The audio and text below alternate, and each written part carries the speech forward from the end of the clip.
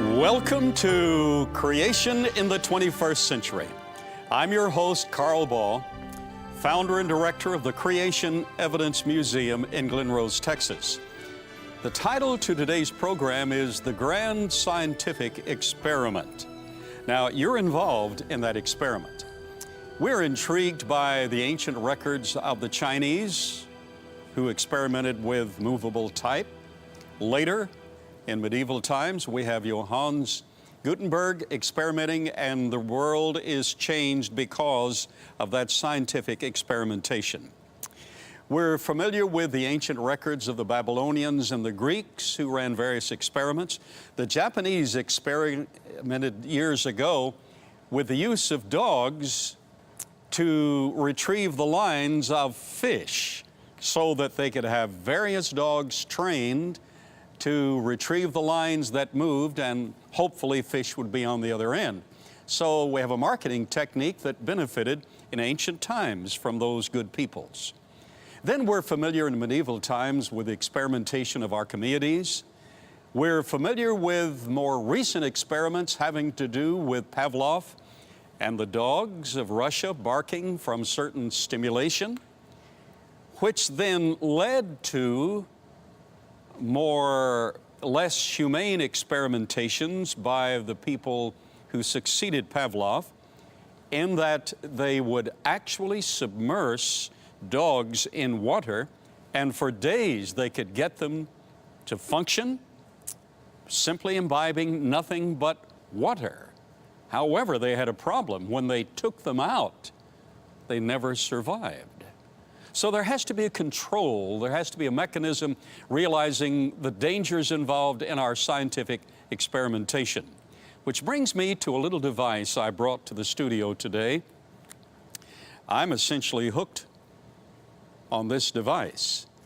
I get more work done in my car driving down the road using this little device than I get done in my office, because people call from all over the world and want to chat for on various issues and various questions having to do with scientific creation research and biblical research. I'm very happy to share that with them. But actual productive work gets done by and large because of the use of this little device. This is probably the most effective device in our modern culture, having to do with the background of scientific investigation of radio frequencies, scientific investigation of broadcasting techniques, which the engineers then embellished into an actual product, and the result is the cell phone. I wonder what we would do without the cell phone. I remember the days when the President of the United States announced, we now have effective cellular communication available, and it'll change the world. It has changed the world. One of my fond memories is, not too long ago, I was riding in a bus, the director of a tour in Israel. We were in Palestinian territory, driving up a highway. I glanced out the window, and there was a Palestinian dressed in his customary garb. He was riding a donkey, and he was riding the donkey very fast. He was flapping his legs like the cowboys used to do in Texas. He was holding the reins, and I think the donkey was going without reins, but he was actually flapping his legs, and he was encouraging the donkey. He was racing up the highway as we passed him, and all the time he was riding his donkey at a racing pace. He was talking on a cell phone. I have been in jungles of the South Pacific. Signals would come through and we could talk on the cell phone. I've invited to the studio today one of my dear friends and our best scientific researchers, one of our very best in this area, Dr. Dale Peterson, MD. It is a pleasure to have you back on the program. It's great to be here, Carl. Recently, we produced a program together describing the fact that you have a philosophic and an academic background that permitted you to anticipate problems in your own body to overcome those problems when you actually had a coronary. And as a result of that, your own cardiologist said, it's a miracle. You should be as a corpse, not as a living individual. And I'm glad you're okay. I'm glad too. and you were able to anticipate problems. Now, because of your expertise as a researcher and a splendid physician, formerly, you were on faculty at University of Wisconsin Medical College, University of Oklahoma Medical College, headed your own medical facility, and you still are an active practitioner with your colleagues in medicine. You understand the human body better than the average physician. You understand the design of the human body. The average physician has not taken time to learn what you've learned about the design and the lack of evolutionary development. The whole thing has to work instantaneously or you're a corpse. No, the point that is important for people to understand is that virtually every medical school in the United States teaches students a course of biochemistry. Mm-hmm. But I don't know of a school, there may be one, but I don't know of a school that teaches a course in biophysics. Okay. And that's critically important because, yes, the body is structural. If I trip and I fall, your body is going to catch me. It's just a structure there. Yes. The body is chemical. It is made up of many, many chemicals we've talked about in the past, cholesterol, sugar, and so on. But the body is also electrical. Yes. The body is magnetic. Yes. I could send you off and do an MRI, a magnetic resonance image of your body because it's magnetic. Yes. Life itself is defined not structurally, there's still a body in the coffin, not chemically, there are still reactions taking place. Yes. But electrically. That absence is of heart important. waves, absence of brain waves. So our body has an incredibly sophisticated electromagnetic network and system that is critical to function, and yet physicians are taught nothing about it. But you are here today to let this global audience know there are factors involved of which they should be aware, like Pavlov and the barking dogs from stimuli. Good experiment, but it led to other experiments which gave no consideration whatsoever to the life and well-being of the dog. But now a human being is made in the image of God. He's not simply an animal. We're a very special part of the creation. And having said that, you've called to our attention the fact that there are devices which by themselves produce incredibly beneficial results, but they need to be restrained. What are the problems? You've introduced the biophysics angle to the human physiology. I know you've flown. Yes. What are you instructed to do before the plane backs away from the gate and prepares for takeoff? Oh, buckle up. Buckle up and turn off the cell. Yes. Why? Because they're concerned that the cell phone activity will disrupt the electronics in the cockpit and make takeoff and landing less certain. An incredibly important analogy. The so same we have the thing. human body that has incredibly delicate electromagnetic systems, and we think that this is not going to have any effect whatsoever? You have made your case. Would you take us through the data? Well, if Neil Armstrong had carried a single cell phone such as you have in your hand with him when he landed on the moon, it would have been picked up on Earth as the third most powerful source of electromagnetic radiation in the universe. Now, wait a minute. If he had had a cell phone, we would have picked up the signal from the Earth as the third most powerful radiation signal gathered by us on the Earth. Third only to the Sun and the Milky Way galaxy. And the Milky Way.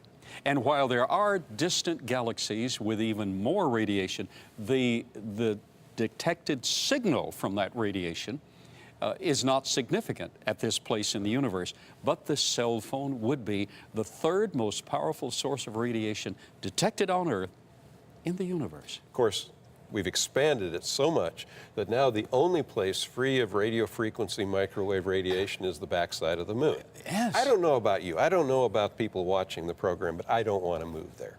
No, neither do I. It's scarred for one thing, it's isolated for another. And we need to live here. God placed us here. But there are perils we need to avoid. And I think you made the most beautiful analogy a moment ago. The takeoff from an airplane, from an airport. You buckle up and turn off the cell phone because its radiation, its frequency, what it carries could disrupt the safe takeoff and potential safe landing of the aircraft. We are with radio frequency microwave radiation. Technical term is non-ionizing radiation. We are today where we were with cigarette smoking a half a century ago. I could point out to you articles published in prestigious medical journals in the 1940s, 1950s, even 1960s, demonstrating conclusively that cigarette smokers are as healthy as non-smokers. However, I believe in looking at mechanism of disease development. If, and it is true, I understand that inflammation is something that sets the stage for cancer development, I don't need to wait 30 years for cancer to appear to say that inhaling hot, noxious gases that inflame the lining of my throat, my voice box, my bronchial tube will down the road, decades later, increase the number of people with cancer in those areas. With the radio frequency microwave radiation that we have today, back in 1995, Drs. Lai and Singh at the University of Washington demonstrated that a single 2-hour exposure of cells to that radiation of a cell phone at lower than that recognized and as safe by governmental agencies caused breaks in DNA. Dale, please state that again. I need to hear that again. This audience needs to hear that.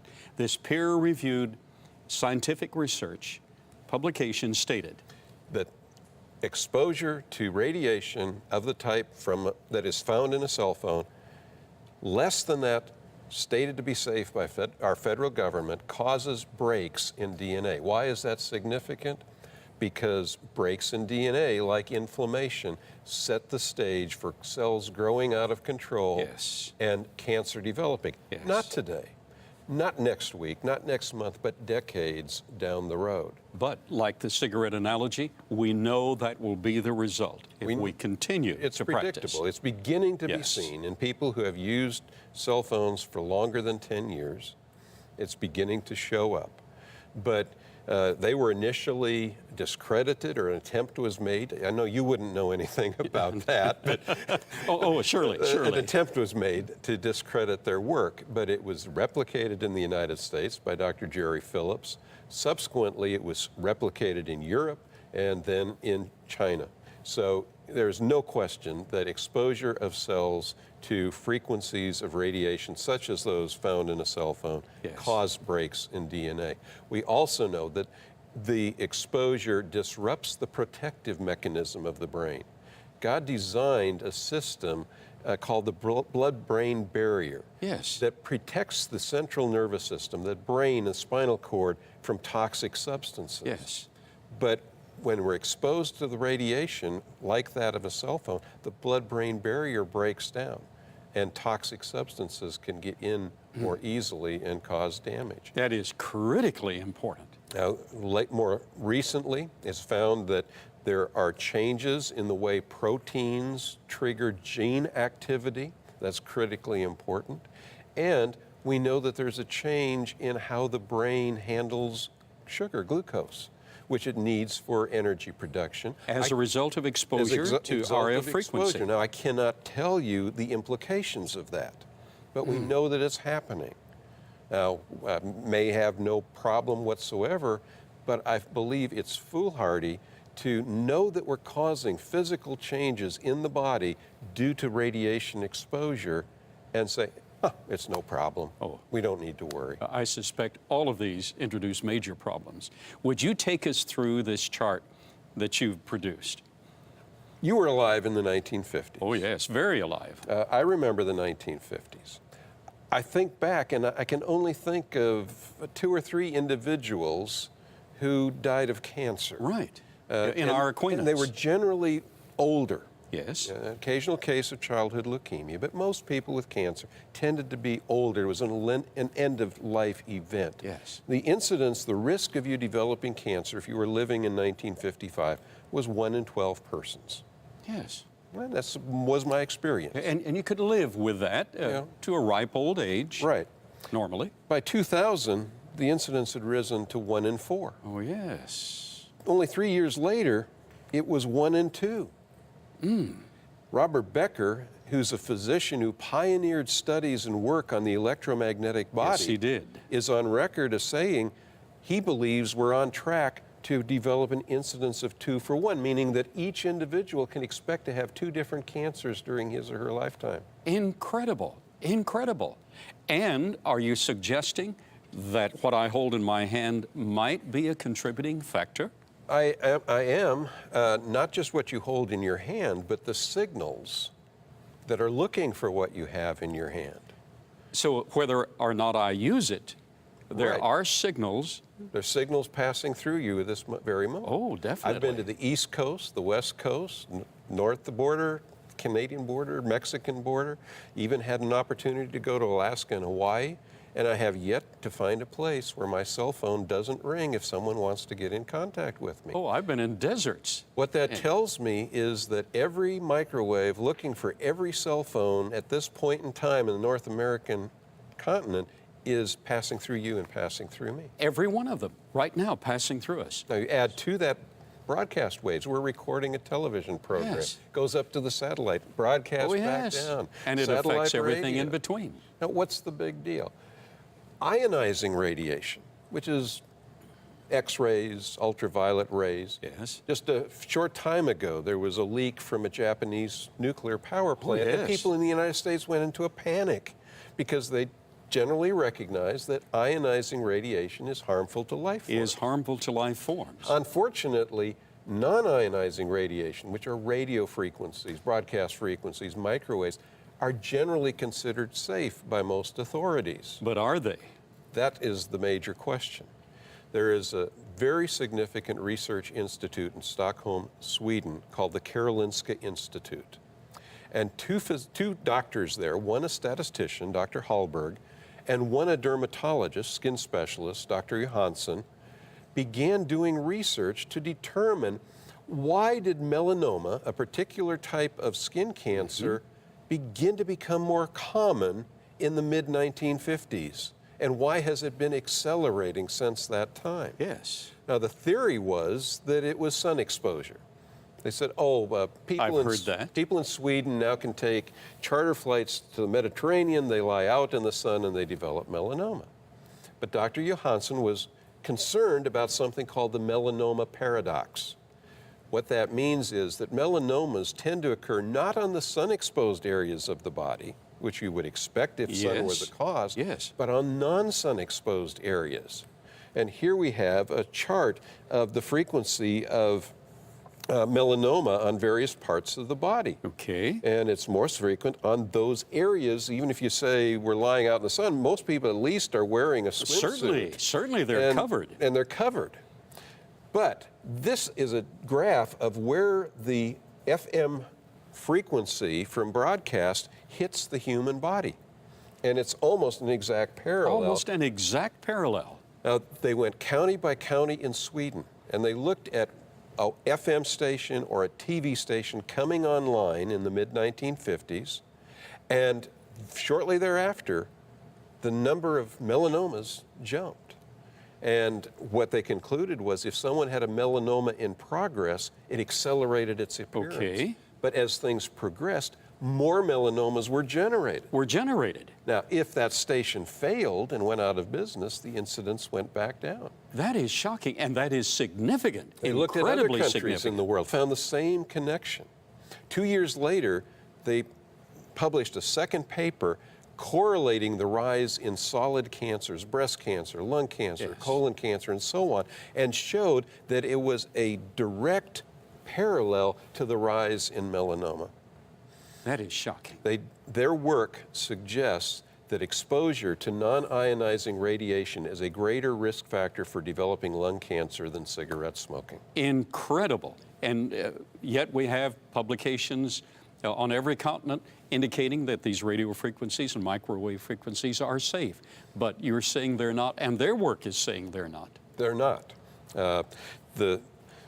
Many people are not aware of it, but manufacturers of cellular devices are beginning to recognize that there's a challenge coming. Because if one looks in the manual for cell phones, and most people don't bother to read the manual, they know how to turn it on. But in the manual, it many times says, do not hold this device within 5/8 inch to an inch of your body. I've heard that even on the news within the last 2 weeks, that I should use the cell phone like this, when we're accustomed to using the cell phone like this. So there must be a problem. Now, what are the symptoms of radio frequency syndrome? There's a new syndrome that's been described. It's called by various terms, radio frequency syndrome, microwave sickness, so on. And while many people discount it, the symptoms include things like insomnia, sleep disturbances become more common, dizziness, nausea, headaches, fatigue, memory loss, inability to concentrate, depression, chest discomfort, ringing in the ears. And while it's discounted by most authorities, those who are studying the effect of non-ionizing radiation on the human body are suggesting that as much of as a third of the population of the Earth may currently already be affected to some degree. A third of the population on Earth, and we have 7 billion people, a third may be affected by? To some degree. To some degree. And just being chalked up to other factors. Oh, you're just getting old, you're just, you're overworking, you're whatever. Yes. Now, Dale, let me ask you the $64 quadrillion question. Is there any hope? Is there a relief?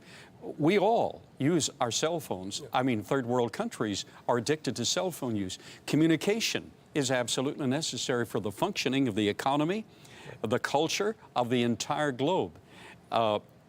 If I have to throw it away, I'll be imperiled.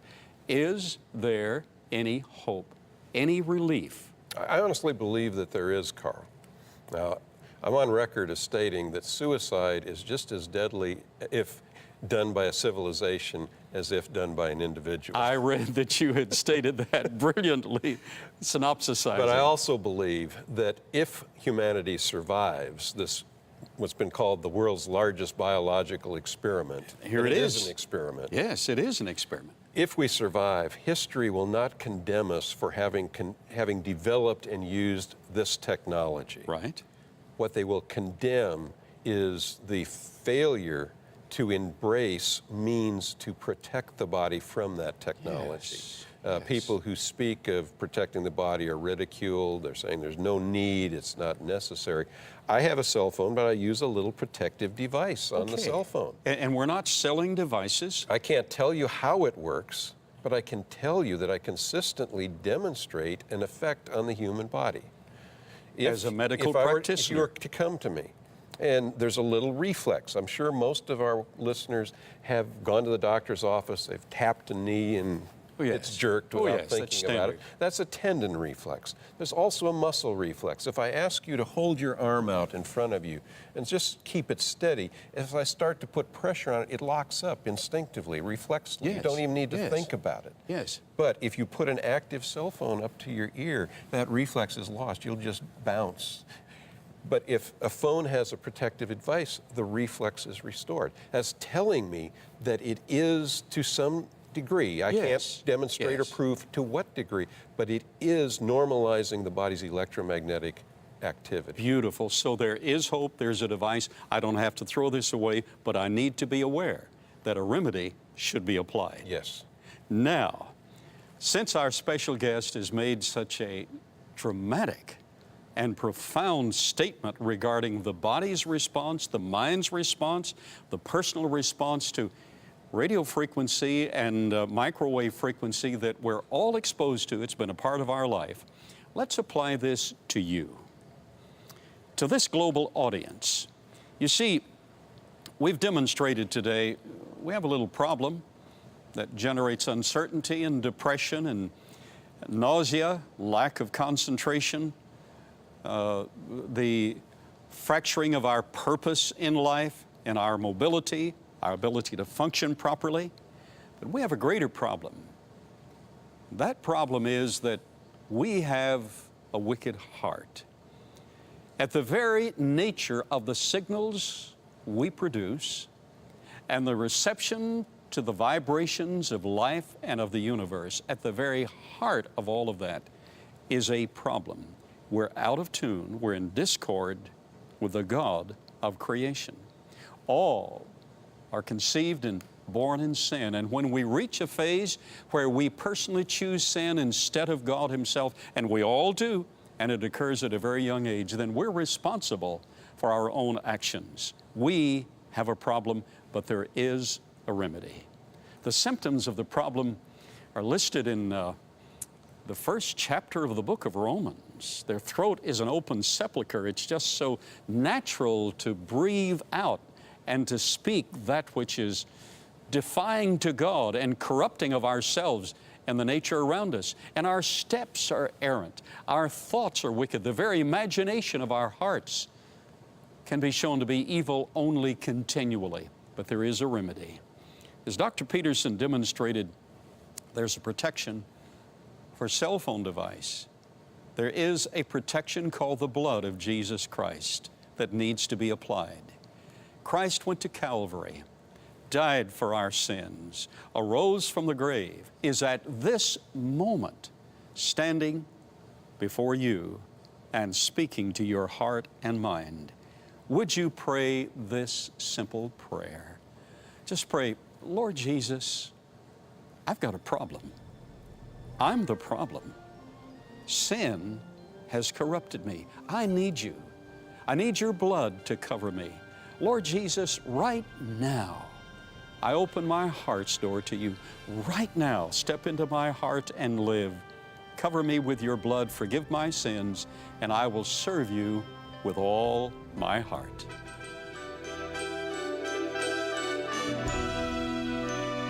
Creation in the 21st Century has been sponsored by Trinity Broadcasting Network, and only with your love gift of support can this program stay on the air. So write to Creation in the 21st Century, P.O. Box A, Santa Ana, California, 92711.